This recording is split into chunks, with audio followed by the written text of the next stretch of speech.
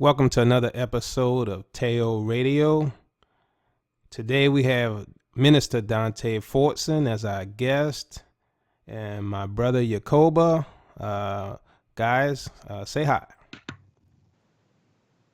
Shalom, family. Hey, what's up, everybody?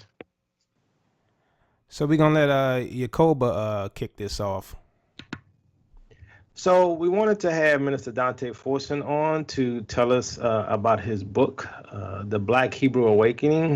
Is that correct, Dante, the name of the book? Yeah, it's the Black Hebrew Awakening. And so we're going to talk about that. And also we're going to discuss the whole African Union thing, our perspective on it. I know my brother and I talked about that, but we'd like to get Minister Fortson's idea on that whole topic as well. There's been a lot of back and forth about whether or not we should spend money in Africa, whether or not we should move back to Africa. And I think some people putting the cart before the horse. And so, whether or not you're talking about Ghana or you're talking about the AU, those are the type of things we're going to talk about. But first, let's kick it off with Dante's book. Dante, can you tell us about your book? Basically, what's the topic? What's the theme of the book? And when it's going to be released? All right, so the book it's basically a compilation of a lot of research that I've done since 2015. And so I kind of wanted to put something together for the person who's a new believer, or, well, let's say this, the person who's even interested in the topic, all the way through somebody who considers themselves to know a lot about the topic. It's basically a slow progression. It starts out from Genesis and works its way all the way beyond Revelation into the African Union stuff that we're going to talk about today. So that's really the premise of the book. And the book is going to be out November 15th of this year. Well, next month on the 15th. And what was the third question you asked? You answered it when it was going to be released. All right, perfect. So in your book, do you start from the point of when the curses started, or what are you going to cover? I mean, just a high level idea of what's in it. All right, so the first one I cover in the very beginning of the book, I cover the objections that a lot of people have to the Bible, whether or not it's the white man's religion, why does color matter, why it matters who the true Hebrews were in the first place. So I start from that approach and address a lot of the objections that people have with even looking at the Bible. And then from there, I proceed to point out from Genesis, such as the rivers going around Ethiopia. And my goal is to slowly draw the reader into the information instead of bombarding them with, hey, we're Hebrews. I want them to see the progression of really the theology we've been taught, like how it's not emphasized that one of the rivers goes through Africa or all around Africa, depending on, so which older map of Ethiopia you look at. The location of Eden on the map. I get into the creation of Adam, what the raw red clay means and what raw red clay looks like. And it's meant to slowly take the person up to the point of Deuteronomy 28, and then from Deuteronomy 28 it just expands out from there. It gets into the Psalms 83 plot, and is really a look through history from the very beginning to the end of the 400-year slavery. So with this whole conspiracy of Psalm 83, apparently there was a Gentile conspiracy, and we can see that very easily now that our eyes are open, and that conspiracy continues today. What are your thoughts about the common Gentile, right? Like certain people that we used to know and fellowship with who talks about flat earth and things like that. Now, all of a sudden, they can't look into this matter. What do you think about that? I think there's a lot of denial going on because people are starting to understand that the lies that they used to be able to get away with because of lack of information and resources, the internet has made that almost impossible now. Whereas before we had to go to a library and know exactly what we were looking for, and then hope we found a reference in the book to go look for another book. Now we can cross-reference on the internet. People share links. Their museums have pictures up, and we can go through and look through all this stuff. And they don't want to do it because there's been 700 years worth of lies. Well, since the Renaissance ended in the 1700s, over 700 years worth of lies pushed on the world, and now those lies are falling apart. And so rather than address those lies, they would rather ignore them or come up with a different excuse to avoid it. And it's getting to the point now that they won't be able to avoid it. So I think it's just a matter of time. But right now, they don't want to be held accountable for their beliefs. And also, there's been a lot of money invested in the lie. A lot of money invested in the lie, pushing the lie through TV, pushing the lie through movies, sending billions of dollars a year over to the imposters. So it's one of those lies that they don't want to come to an end, because the end of that lie means the end of white supremacy. So it seems to me, though, that, you have the common, let's say, common Gentile believer who is awakening to this truth, but yet all they do is sit in the shadow and be quiet. Is there a role for them in this end time move of the Most High Yah, or are they just going to be the ones to follow along and let it pass them by? That's what I wonder, right? Because first the gospel went to the Gentiles. They had a role with spreading the gospel around the world. But now it's like there's no role in this movement, right? Telling the truth of who the true Hebrews are. So is it just the fact that the Gentiles don't have a role and it's just Israel in these last days? Well, I would say yes and no, because sometimes people's silence speaks volumes. If there's something that their audience wants them to address and they keep refusing to address it, and they come to us and get the answers, then that is beneficial to us that are teaching truth. And I said this before when we used to teach the Nephilim stuff back in the day. When the churches don't answer these questions, people are going to seek them out elsewhere. So their role may be in their silence to drive people to us. And then there's some like Pastor Dana Stevens who, they do speak the truth, but the great majority of them won't. And so maybe it's their silence that helps us. I don't know. It's kind of hard to call when we're right in the middle of everything going on. So I've been trying to take a step back and really look at everything from a perspective of how things could play out with these teachers, whether or not they're going to teach against us or if they're just going to sit silent while we teach and then they're going to follow. I'm not exactly 100% sure how it's going to pan out because we still have a little bit of time left. Yeah, because I've noticed that we're starting to get a lot of Gentile followers, but a lot of them are quiet. I don't know if that means they don't know what their role is or what they should be doing. But I think, like with anything else, right? A lot of them are on the flat Earth move, and I'm like, okay, let's say the Earth is flat, right? Let's assume they're correct. If the Earth is flat, okay, that changed my life. How? That's what I want to know. How does that change my life if it's round or if it's flat? But finding out who the Most High Yah's people is, that changes a lot of things, right? That changes your view of prophecy. That changes, what you thought was true, that the masses of your leaders have been lying to you and persecuting the Most High's chosen. I mean, what do you think about that? Well, it's interesting because I have a friend, I'll say his name, Micah. You've had conversations with him. But he's been a friend of mine for a while, and Micah is mixed. And so like part of his family's white, part of his family's black, but he identifies as black. And me and him have been kind of talking about this. And he was saying, basically, I'll let him speak in his own words because he's actually going to come on the show in a few weeks. We haven't set a date yet. But he was saying the main thing is he doesn't really know what to do at this point. And that's just him speaking from his perspective. And he was saying that he knows his family doesn't know how to come at the information. They're open to talking about it, but he doesn't have any real gauge on where they are.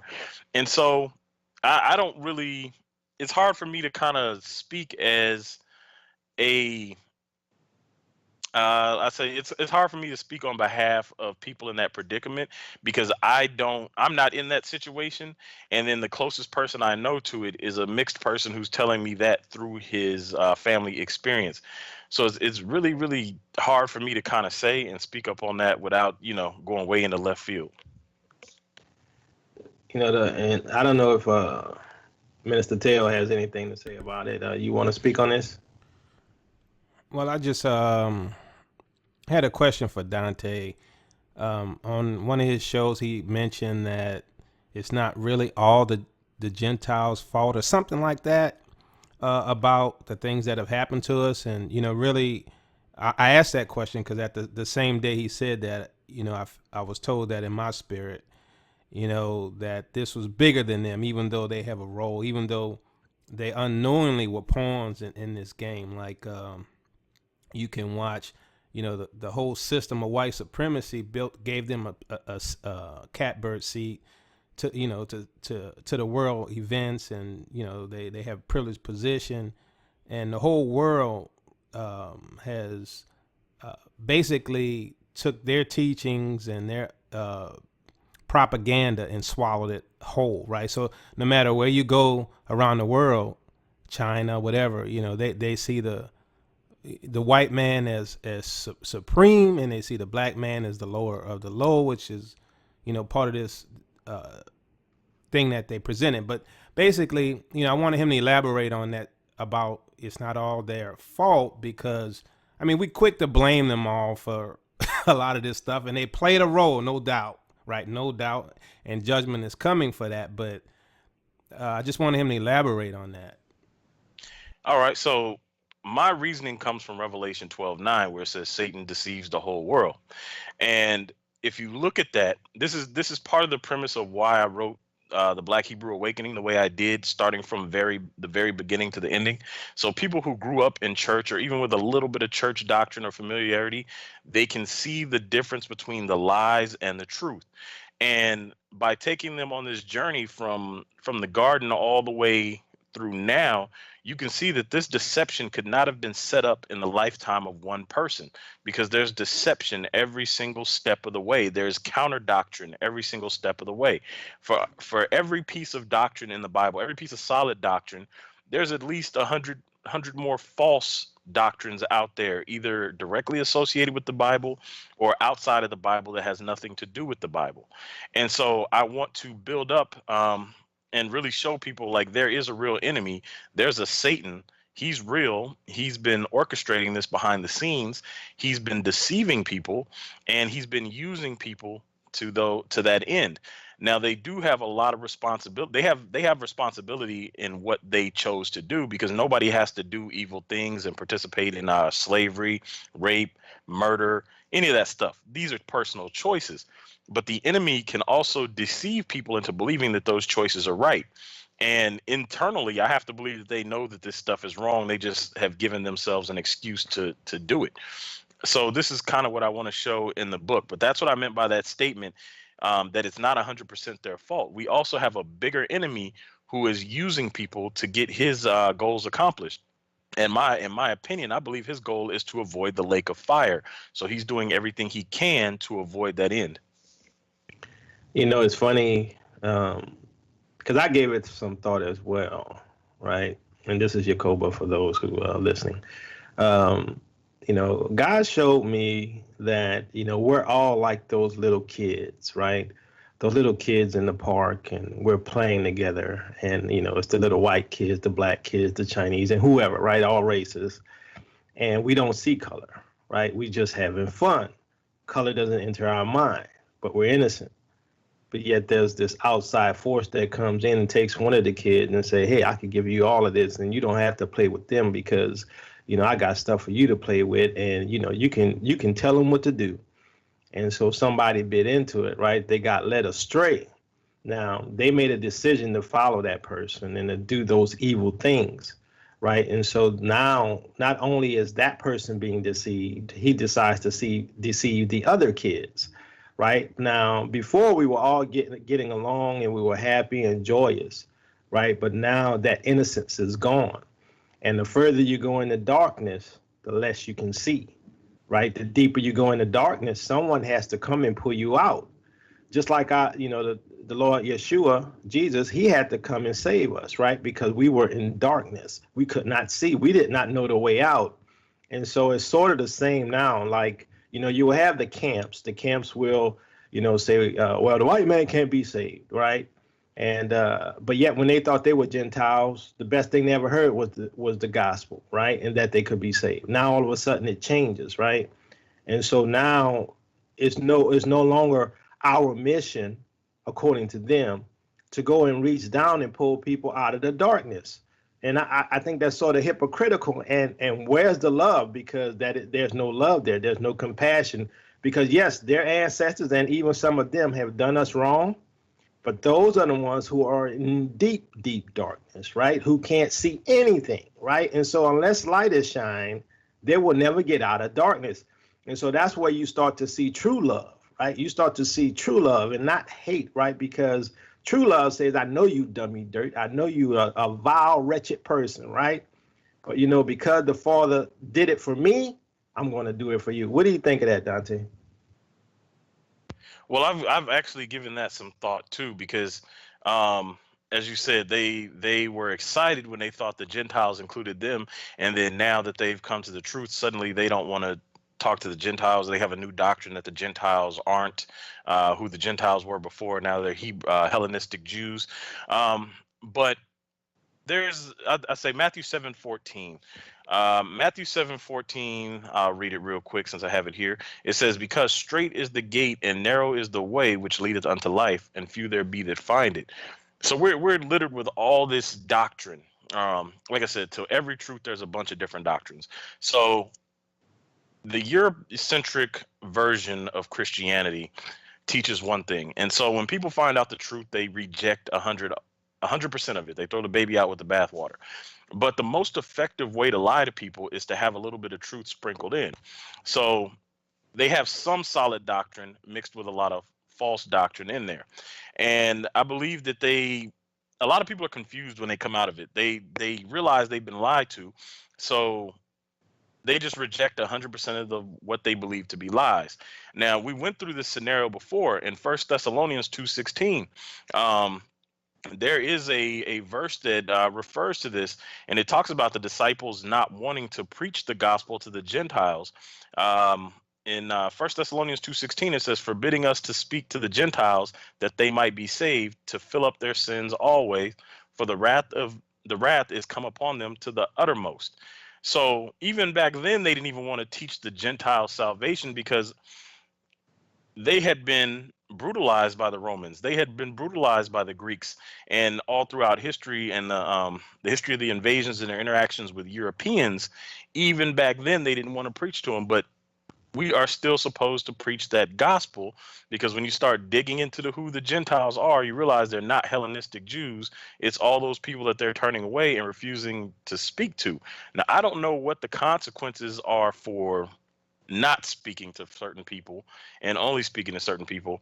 So that remains to be seen. But I think it has a lot to do with deception and following all these other doctrines, because you have the doctrines that teaches that the Gentiles are just Europeans.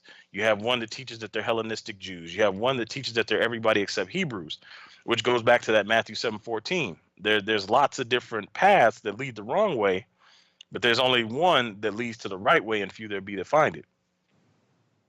So one of the things I think, like a lot of our people, and not just them, but even some of the Gentiles who are becoming somewhat what they call messianic, they're going towards the law. Now, a lot of the Hebrew brothers and sisters out there don't like Teotw ministries because we teach that the law is done away with. That's what they say. Well, you teach the law is done away with, right? I mean, basically there's a new covenant. I mean, like I told them, I say, you cannot keep it yourself. I mean, you cannot go through and say, I'm keeping all 613. You can't say there's a temple for you to keep the feast. You can't, you can't do this, but yet they say they're keeping the laws. And so I'm like, if you go list the laws and read them, you're not keeping them. You're doing something that makes you feel good that you're keeping the law. Now, maybe I'm a stickler for the truth of the scriptures, but the Bible says there's a new law written in your heart. And so therefore, that new law is what guides you by the power of the Holy Spirit. And I don't think they understand the spiritual nature of this walk. What do you think about that? I agree with you wholeheartedly. We are no longer under the law; we're under grace, and more so what Christ said. Now they like to talk about what Christ said. They will selectively quote Christ when it benefits them, and they'll leave other stuff out. But if you look at Matthew 11:13, Christ says, "For all the prophets and the law prophesied until John." And then in Luke 16:16, he says, "The law and the prophets were until John. Since that time, the kingdom of God is preached, and every man presseth into it." So it's kind of hard to argue that we're still under the law and then go back to the words of Christ, where he says the law and the prophets were until John, and then continue to preach the law. You have to just outright ignore those scriptures. You have to ignore all the other verses in which Paul says it. And I know a lot of them reject Paul. But the problem is, once you start rejecting Paul, you have to reject Peter, because Peter co-signed Paul. And several others co-signed Paul as well in Acts chapters 13 through 15. So once you start rejecting the teachings of Paul, you end up all the way back to rejecting the teachings of Christ. Because if Christ chose Peter, and then Peter said that, hey, Paul is of the Lord, I was there, I witnessed this. So now you're saying Peter's testimony is no longer valid to vouch for Paul. And if Peter's testimony isn't valid, that means that Christ chose somebody that's untrustworthy to relay us the truth. So if we can't trust Peter, how then can we trust Christ? So it starts a chain reaction of things, but I think that they're very, very wrong in the law teaching. And as you said, they don't have a Levitical priest. They can't make the sacrifices. And I know they'll turn and say we're under grace. Well, if they can't make any of the sacrifices, 100% of it has to come back to grace. And grace is freely given, and you can't earn it in any sort of way. So they're just basically making themselves feel righteous and not really fulfilling the requirements of the law. So we have some people trying to apply Old Testament laws and saying, well, Hebrews was not to intermarry and things like that. You're sinning. And I'm like, I'm reading the Bible and all I see is Hebrews choosing other groups, you know, Hamites and Midianites and all of this, right? But there's this teaching going on about, hey, you can't mix, when really, our forefathers were doing that all the time and integrating these groups into their people, and the traditions were handed down to their children, and then they technically were Hebrews because of their father. So Dante, what's your opinion on that, with this whole idea of, is that biblical that Hebrews can't marry other groups, or was it that the father was concerned about those people turning their hearts away from them?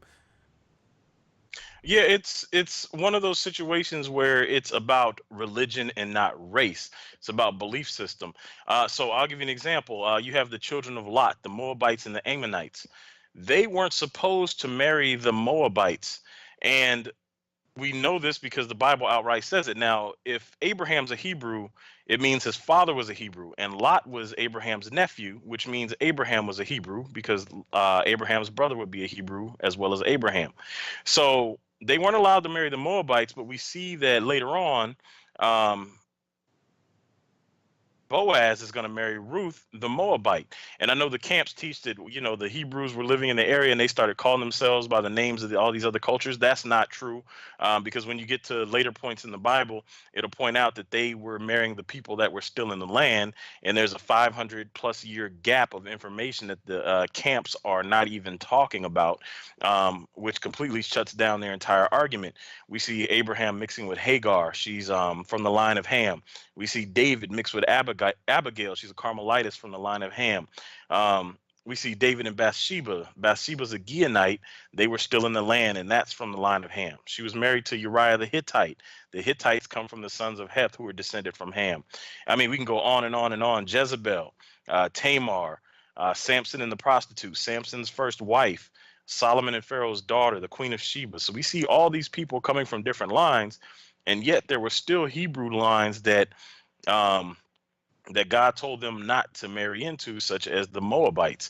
So I think there's a lot more work to be done on their end from a perspective of who can marry who. It's about not being unequally yoked with unbelievers, because when you get unequally yoked with unbelievers, you end up with a situation like Solomon, to where Solomon was wise and he knew the Lord, and yet his wives led him to build temples to other gods, which got Solomon in trouble. Right. So I constantly saw the Father saying he was concerned that they would turn your heart away from him, and he was like, I want you to raise your children to know me, right? And if you married into those other groups, right, you know, the kids will tend to learn what their mother believed. And so that was part of the reason it wasn't allowed. But like you said, I mean, Israel married Hamites all day long in the Old Testament.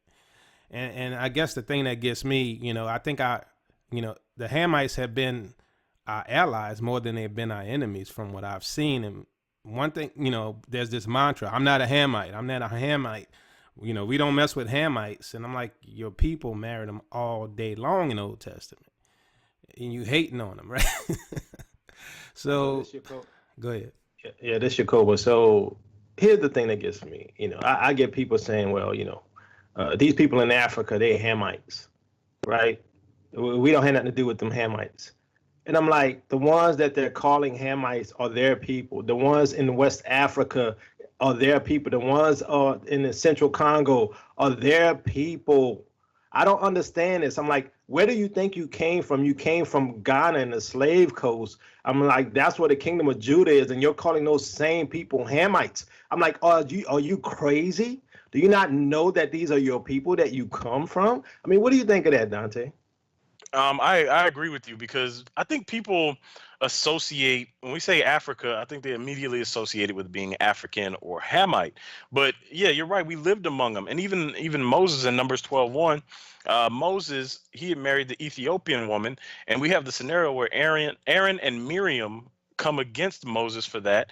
And God gets mad at them. He says, if I have something to say to Moses, I will say it face to face in plain language, because they went there in a prophet status to tell Moses that he shouldn't be doing this. And God says, no, if I have something to tell Moses, I'll tell Moses that thing. And God still did not speak against Moses marrying the Cushite or Ethiopian woman. And then after that, he turned Miriam white as a punishment, and she had to stay that way for a week. So we see that God sits silent. When the Queen of Sheba came to Solomon, God didn't say anything about that. When David took Bathsheba, that whole scenario was wrong, and David was punished for it. But God did not prevent him from then taking Bathsheba as his wife after the punishment is over, because that's how Solomon is born. Tamar, when Judah was out looking, he was doing whatever he was doing, and he bumped into Tamar and thought she was a prostitute and paid her to sleep with him. They weren't married, and she was a Canaanite, and Canaanites come from the line of Ham. So there's never. And then to further drive that home is the two sons that were born of that union. Perez becomes the line through who the Messiah comes from. So we see all these Hamite women that they married into. Joseph, he married Asenath and had Ephraim and Manasseh. And we see later that Joshua is descended from Ephraim. So Joshua has Hamite blood. So this concept of we can't deal with Africans or marry Africans, it's 100% false, because we see this all through the Bible. And I said it before, and I'll say it again. I don't think a lot of these people are called to teach. I think they grab a little bit of knowledge. They want to push that knowledge out there, so they have elevated themselves in the positions of teachers, and they haven't taken the time to really learn and understand the scriptures. They haven't put in the years of work, and they're just out there just littering the field with all sorts of false doctrine. Right. So to me, they're preaching. There's some people out there, they're preaching hate for these other groups for whatever reason, right? Some injuries that were caused by these groups as they grew up in childhood, and they're teaching other people to hate as they hate. And I guess this would be a really good segue into the whole AU thing too. But we have an opportunity here where our people, both Hamitic and Shemitic, opening doors for us and opening dialogue. And so with this whole AU thing, all I've ever seen was an invitation. That's all it seemed to be, an invitation. Like say with the ambassador, right? The ambassador, that was her idea, that this idea of the whole credit union thing. And it's just something that's not even mailed it out yet. She's working this idea. She presented it to one of the African AU leaders. They liked it. And so they're like, yeah, that's a good idea. Maybe we can pursue that. But at this time, it was really just ideas being thrown about. Hey, guys, we have an opportunity to talk with the AU and maybe give the diaspora a voice in Africa. And that's it, right? I mean, for me, I had no intention of spending no money, right? I have no intention of doing that. I'm just listening and saying, oh, wait, they want to talk. Because, they want us to consider investing over there instead of over in America, who kills us on the street when we're unarmed, right? We're investing in a nation that does not value our people, that does not value our life. But then our people over in Africa saying, well, don't concern yourself with them. Look over here. We're the future, right? Let's talk. And that's all I ever heard was let's talk. What's your opinion on the whole AU thing, Dante? I've been kind of looking at it from a cautious point of view. I've never wanted to be the first person to try something new. So I've never wanted to just, rush into things and say, hey, this is what this is. Definitely. I look at it like the Hansel and Gretel scenario in the book where they found the gingerbread house. It looked great, but inside it was dangerous inside. The woman wanted to kill him. So you look at it, and you have to say, okay, this could be one of two things. It can be 100% legit, or it can be another deception by the enemy. Because I do 100% believe that we have an enemy named Satan behind a lot of stuff, and it's hard to tell in the moment what everything is shaping up to be. So I've just been kind of sitting back, listening and watching and trying to see other people's reactions. And I'm with you. I don't plan on spending any money right now. I don't plan on making any moves. I'm just sitting back watching and waiting. So it's kind of hard for me to call and say, hey, yeah, this is definitely it, or this is not. I do think it's interesting, the timing of it. I don't think it's a coincidence. Just like we know, the enemy knows, and certainly God knows, because he's already foreordained all this to happen. So we have three people, we'll just say people for lack of a better word. We have three people looking at the scenario, and I believe we just have to wait, because when the time is right, the Most High will show us that the time is 100% right. So I think it's important that we don't make any premature moves. So this is Jacoba, and I agree with that. But, we need to make sure, there's two offers on the table. One from Ghana for the right of return, and then you have the AU, which is pretty much theoretical at this point. And so, my thing is this, right? If you tell people, hey, this is what I see happening prophetic wise, I did a show on the bones, right, on Ezekiel 37. And so I said, this is the bones rattling, the rattling of the bones making noise, the bones coming together, right? This is what's happening. So, I get people telling me, oh, that's premature. You shouldn't go to Africa. You shouldn't spend your money there. And I'm like, I never said that, and so I'm like, okay, well, where did they get this from? I'm like, all I said was look at the signs, right? Just like all of the other signs. And, the whole end of the 400-year thing, the fact that even Trump, sign an executive order to recognize the 400 years. I'm like, my point is, this is all prophetic in terms of signs. Now, I did a teaching on Jeremiah 29. And so then I go get a person, she wants to go do a video to counteract and say, oh, they don't know what they're talking about.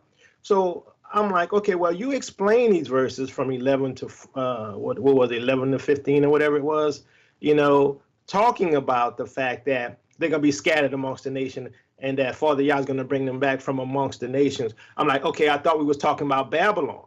You see, some people don't have the eyes to see and ears to hear, because I guarantee you she can't come back and answer those questions about how come we switched the verses to being global as opposed to local, which was Babylon. And, I don't know if you, saw this whole thing, Dante. Do you have any commentary on that? I usually don't watch all the way through people's videos when they go with you guys, because here's one thing I know from years of interaction. I know you guys study the Bible, and I know when you guys break stuff down, it's coming from a proper place. So I don't even really listen to too many other people regularly. And so it goes back to what I was saying. A lot of these people are not called to teach. What they're doing is they grab a little bit of doctrine that they've heard from somebody else, or they grab a couple of verses that they read. They have not read the entire Bible in its context. And I know you guys have, and you guys try to stick to the context. Because if we're going to be teaching any kind of doctrine and making up our own doctrine, what's the point? So I know where you guys come from when you teach. These other people, they are trying to defend a doctrine that they've attached themselves to, but have not thoroughly vetted. And so now, instead of just sitting back, listening, learning, and looking at the fact that they may be wrong and admitting that they are most likely wrong, they want to defend that false doctrine. And like you said, when you give them verses to deal with, suddenly they either change the subject or they disappear completely. Because these people, a lot of them, again, are not called to teach, and I will keep saying that. And you can always tell when somebody's not called to teach, because as soon as you start coming at them with any kind of solid doctrine, they want to shy away from it or run away from it, which tells you that they shouldn't even be in that position that they've given themselves in the first place. So I don't even listen to all that stuff when people go at you guys. My money's on you guys. Whenever if there's a choice between two people, my money's on you guys. Yeah, I find it funny that this one person said, "Well, we're not going to be going back to Ghana." And I'm like, okay. I said, well, where did Jews always go when they were running from somebody or they had to look for safety? They always ran into Africa, right? They ran into Egypt and all of this stuff. I'm like, it would be logical that the wilderness of the people would be there. But then, the fact that I found those scriptures that seem to point to that, which dealing with the global dispersion. I mean, I didn't hear anybody come back and talk about that global dispersion that's in that chapter. So how are they going to answer that one? So, I don't like to, get into, I guess, tit for tat. I thought it was disrespectful not to come, on the side to discuss it before you come and try to tear something down, And, some people, to me, they're just angry. They're just angry people. So with that, so we have a group of people. We have two groups of people. We have one, which I would call the Black Power movement, and then we have the other group, which is the Hebrew Israelite. So the Black Power movement are those who, recognize, what they call it, being woke, right? The conscious community. They're interested in doing business with Africa and moving back to Africa because they're Black. Now, that's totally separate from the religious side, which, those who believe in Yeshua and, the Bible and things like that, who want to do it for, spiritual reasons, recognizing that it's prophetic. So let's talk about the conscious community. So the conscious community saying, okay, we all need to unite. We need to come together because we're Black, right? Because we're the same people. And I'm like, we don't come together here. What make you think we're going to come together to come and help somebody in Africa that we don't even know? We don't know their cultures. We don't know their language. We don't know anything. So, they're trying to push this gathering outside of a spiritual connection, which is the prophetic reason, right? They're trying to bring people together to come together as a people just because we're Black. What do you think of that? Because I don't think it's possible outside of the fulfillment of Isaiah 60, because they don't know us, we don't know them, and we have no reason to go and help. Well, I think it's interesting how things are coming together. Yeah, the conscious community, they don't necessarily believe what we believe, but at the same time, they have a desire to look into who they are or who we are as a people. And they also have this desire to move toward Africa, reach out toward Africa. And then, as you said, we have the Hebrew Israelites who have discovered who they are, who we are. And at the same time, we have this desire to look towards Africa. And then as we look through the AU and Ghana and these examples, at the same time, they're reaching back out to us. So I believe it's all shaping up into one, maybe one master plan. I don't believe any of it's coincidence, and it may be the Most High working behind the scenes. I don't know how any of this is going to play out because we're right in the moment, and it's hard to call it, like it's hard to call the hurricane when you're right in the center of it. So I kind of want to step back and wait to see where all this is going, but I do think it's interesting that they're reaching out toward us, and then all of us from different communities have the same desire to know who we are and reach back toward them all around the same time. Even if we don't come together here, we're all united in that belief that we need to look towards Africa, and Africa's united seems to be uniting in the belief that they need to reach back out to us. So I think it could be the work of the Most High. It could be something else going on. It could be another deception of Satan, because we can never take that off of the table. We just don't know exactly what's going on. So again, I think we have to wait and not really do anything financially or physically move there or do anything prematurely until we know for sure what it is. Well, I hear people say, well, I'm not doing anything. I'm not going anywhere. I'm waiting on the Most High. And I'm like, okay, so you looking for the equivalent of him parting the Red Sea, right? You expect that? You expect his angels are going to get involved. Well, they may be, but it may be through what's happening in these events. It could be happening with the olive branch being presented to us by Ghana or the AU, right? And so as Dante said, it may be God moving in this. We don't know, which means we take a wait and see attitude. We wait, we observe, we don't rush to anything, because it's just going to be organic. If it's a Father Yah, it's just going to happen, right? Let's say even the conscious community may say, well, I'm jumping on this. I'm going in there. Where the Hebrew Israelites say, I'm not going to do anything. Well, let's say, the conscious community takes the ambassador up on her offer, let's say, right? They go create Wakanda, right? All of a sudden, money is flowing. They're building something there. It's happening because of their connections, their money, their knowledge. And all of a sudden, something you thought would never occur, which was unity and prosperity, could be happening over there. And everybody want to jump in on there. Now, yeah, that could be Father Yah, or it still could be Satan tricking us, right? It could be a deception. But I think, when the Hebrews get blessed financially, right, that's a sign of the curse falling off of us after 400 years. So I would expect to see some of these things where opportunities that were not there are becoming available. Why? Because the tail is going to become the head, and the head is going to become the tail. Well, how would that manifest? I would expect it to be something like this, right? Not that we need to do anything today, but I think it'll just happen. It'll happen organically, right? Say somebody from America with some money goes over there and builds, a huge power plant or a solar power plant.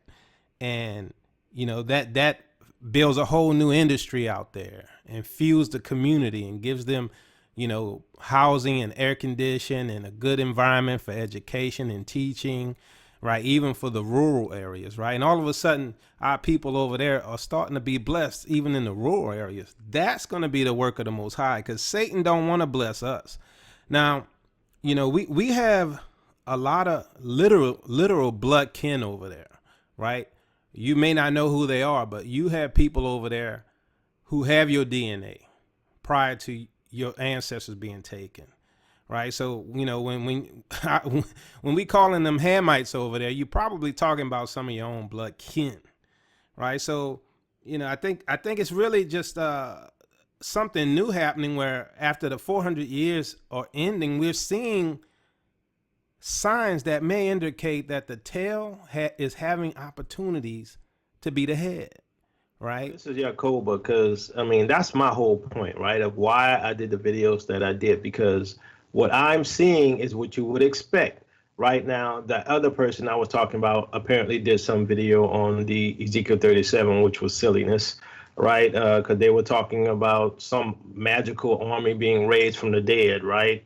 But what we see here is the gathering of Israel, right? Because the Bible says it's the whole house of Israel. We see the bones coming together, right? And what would you expect to see? Nations coming together of Israel, right? They're coming together, they're unifying, the bones coming. Then you would expect to see sinews, right? That means they're going to start prospering a little bit, and you're going to start seeing more of a true, let's say, united front, right? You're going to see that AU that they're pursuing. Then you're going to see flesh on it, right? And then it's going to look like a body that's alive, and it's going to be alive with wealth and prospering, but then it's not going to have the spirit. It's still not going to know the Most High.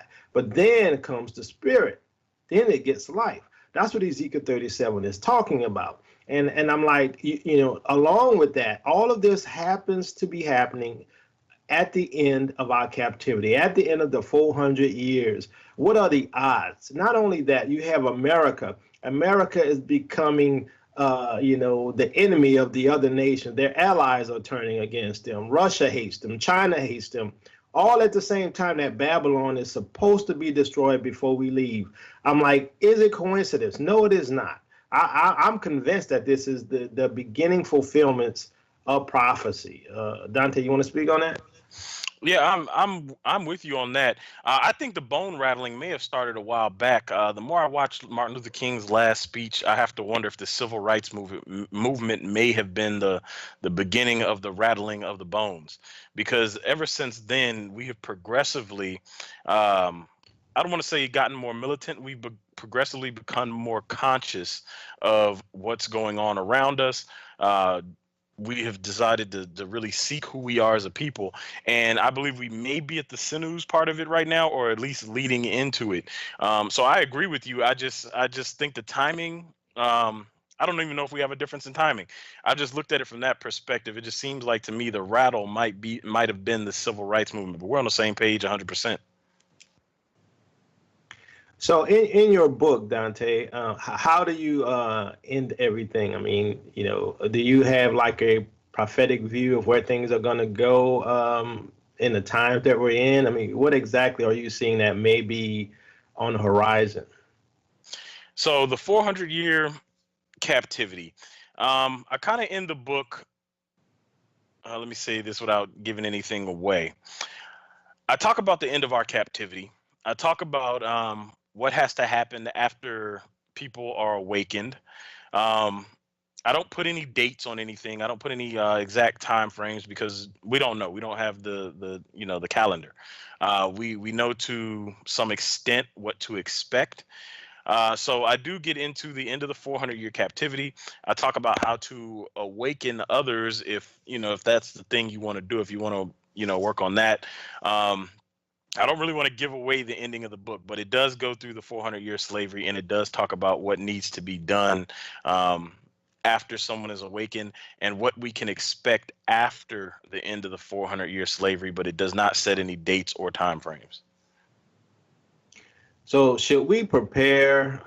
Some people say we should prepare on a physical level because of the prophecy dealing with the fall of Babylon. Do you see us being near that time? I believe that we are coming toward the fall of Babylon just because how everything is going.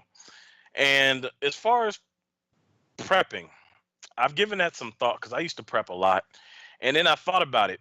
If we're coming out of this place, what's the point of prepping? Because all of our preparations are going to be here. We're not going to carry them with us. Maybe a bug out bag or a go bag or something like that. And then I also thought that the Hebrews, they weren't really prepped when they left. They got a lot of stuff, but they hadn't really prepared, I guess, to go on a trip. I would say the whole nation hadn't prepared, or maybe they did. We don't get that part in the Bible where they had all their stuff ready to go. But I think if somebody wants to prepare, there's nothing wrong with it. If they don't, I believe God will sustain, just like He did in the wilderness, where they needed water, He provided water. When they needed food, He provided food. When they needed shelter, they had shelter. So I believe that God is able to sustain us 100% without any of our help. But I would not tell anybody don't prep if that makes you feel better. I don't believe we'll get left hanging either way.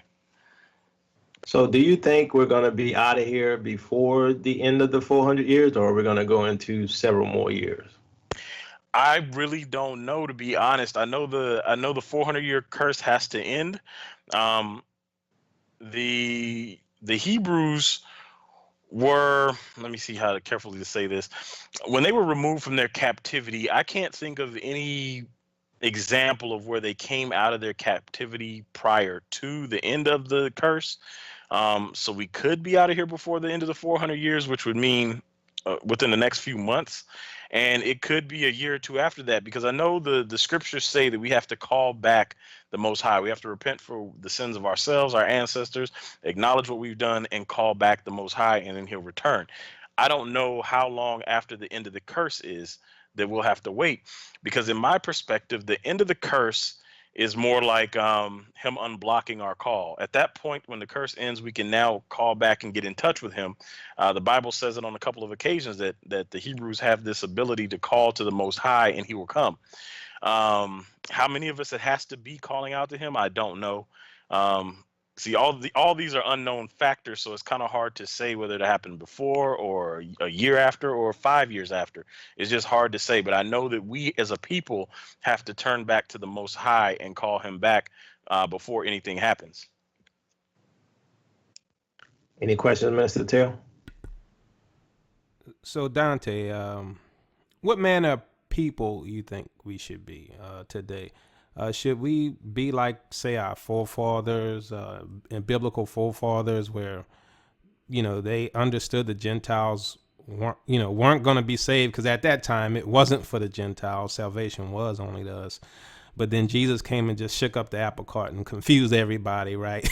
The high-mindedness of Israel, right?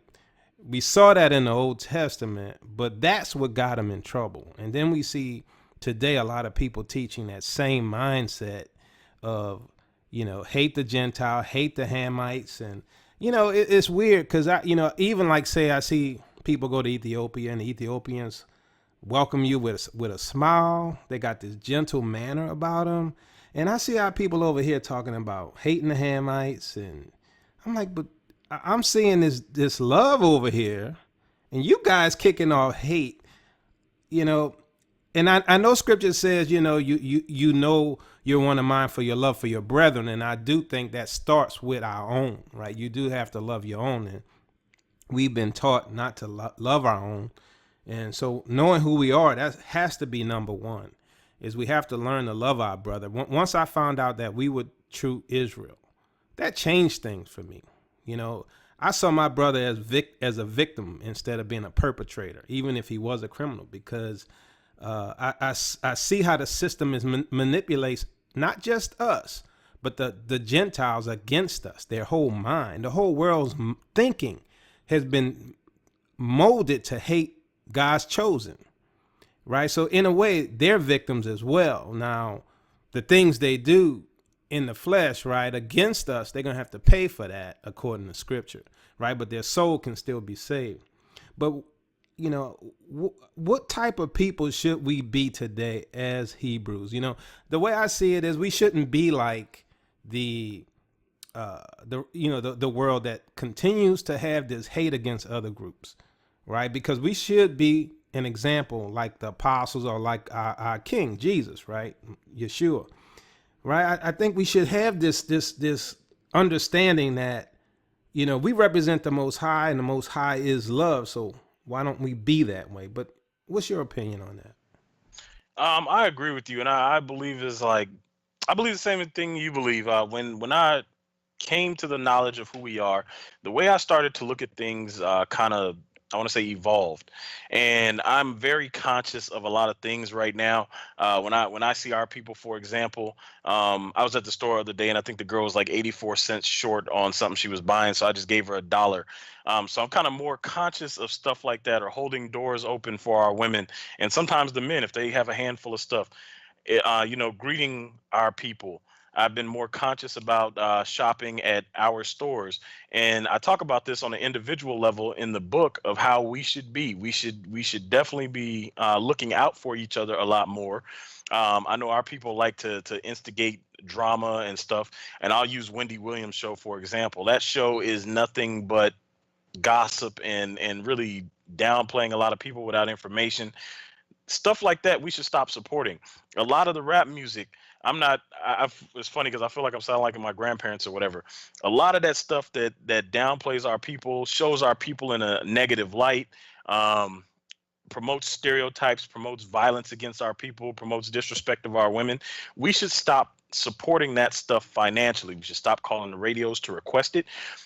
We can flood the radios with requests of other stuff, more positive music. A lot of us don't do it. I'm not going to call the radio station and request it because I don't even listen to the radio anymore. But I believe that we should be more loving towards each other, number one, and then also more understanding towards other races. I know that there's a lot of hate and resentment and stuff built up behind all these years of slavery and oppression and injustice that we've gone through. But we have to kind of be understanding, because not everybody that's the same skin color as the people who did that are against us. And if we're really taking an objective look at it, they were deceived just like many of us have been deceived. We see a lot of gang activity in the black community. That's just self-hate. And it goes back to, I believe it goes back to 1 John 4:20. But before that, let me talk about Deuteronomy 23:7 real quick while we're on the subject of hate. A lot of these camps teach people to hate the Edomites. And the Bible says, thou shalt not abhor an Edomite. That's one of the laws. One of the commandments starts off with thou shalt not. It's not optional. So the camps out there teaching you to hate Edomites are teaching you to violate at least one law, which means you're not keeping the law. Because if you break one, you're guilty of breaking all.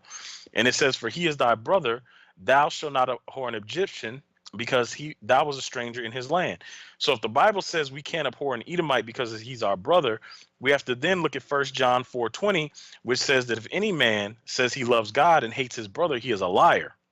So that puts people in a predicament, which goes back to what I was saying. We have an enemy who is well versed at this doctrine. He will use small nuances in the doctrine. So what he does is he preys on our hatred of these people because of what has happened to us in the past. And not all of them did this to us. A lot of people, like the abolitionists, were very helpful in getting us out of the current form, or the form of slavery we were in. So even if those people are teaching that all white people are Edomites, if they're teaching this and then they're teaching hate for Edom, they're teaching you to violate the law, and then they're teaching you to violate 1 John 4:20, which says if you hate your brother, you hate God. Because how can you love God whom you've not seen and then hate your brother whom you have seen? So there's a lot of nuance there, and this is why I tell people, do not trust everybody teaching doctrine, because everybody was not called to teach. Some of these people are misleading people on purpose, and some of these people are misleading people by accident. So I would say err on the side of caution. Treat everybody with respect, and more so, treat your brothers and sisters with respect. Don't play into stirring up drama. Don't play into spreading rumors. Don't play into downplaying our people. Try to support our people as much as possible, even if it's something small like holding a door, or I don't know, letting somebody cut you in line if you feel that way, or if you see somebody short $1 or $2 and you know you have it, help them out. If you see our people struggling on the street, there's a homeless guy the other day. He told me he wanted a cigarette. I was at the corner store over here, and I went in there and bought him 3 cigarettes. I knew he didn't have the money on him. He had tried to give me a couple cents, but I didn't take it, because sometimes our people just need a cigarette. I mean, it could be something that small. I don't support smoking, just so people know. I don't smoke tobacco. So I'm just saying, be on the lookout, help our people, and be understanding and loving towards other people, because that's what we're called to do. And just wrapping it up, one more question. So one of the things that I think that the AU can do for us, just to go back to that, is they can start pushing for reparations for all of the diaspora. What do you think of that?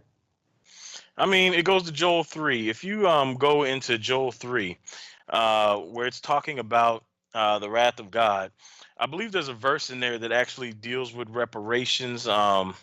It's in verse 7, where it says, behold, I will raise them out of the place whither you have sold them, and will return your recompense upon your head.